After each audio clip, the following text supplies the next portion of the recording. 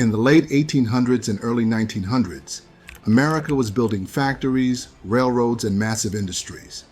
What it needed most wasn't independent thinkers.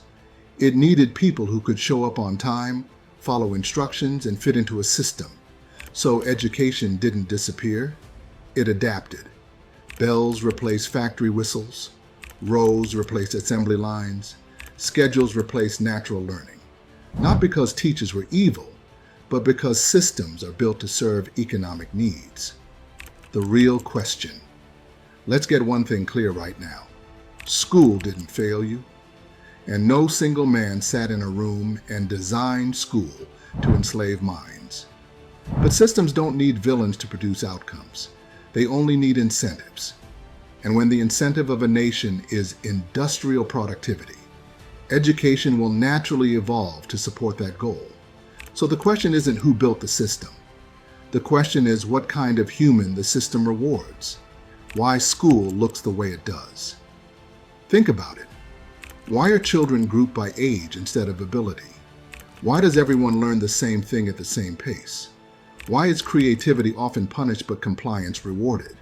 Because the system values uniformity, predictability, measurable output, order. Those are factory values, not human values. And once a system scales nationally, efficiency often beats individuality. That's not personal, that's structural. Where money entered the picture. By the early 1900s, wealthy industrialists, including John D. Rockefeller, began funding education through large philanthropic foundations, not to control people in a cartoonish way, but to stabilize society. From their perspective, factories needed reliable workers, cities needed order, the economy needed predictability, so education was funded to be practical, standardized. Workforce-aligned money doesn't just fund buildings, it shapes priorities, the hidden curriculum. Here's what school really teaches, quietly.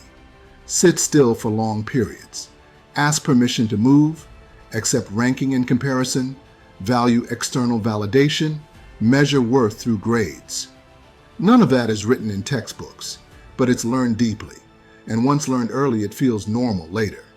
That's how conditioning works, not through force, but through repetition. Why most people feel stuck after school.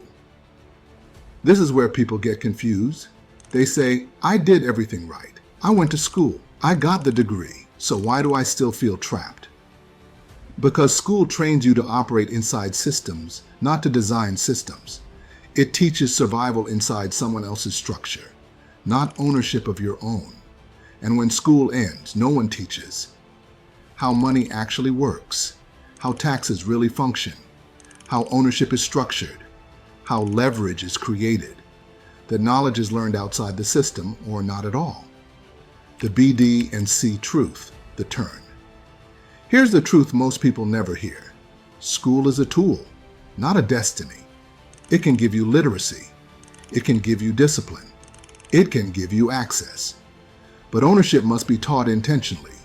If you don't add financial literacy, self-directed learning, critical thinking, community economics, then school does exactly what it was optimized to do. Produce workers who keep systems running. Ownership frame. So no, school didn't fail you.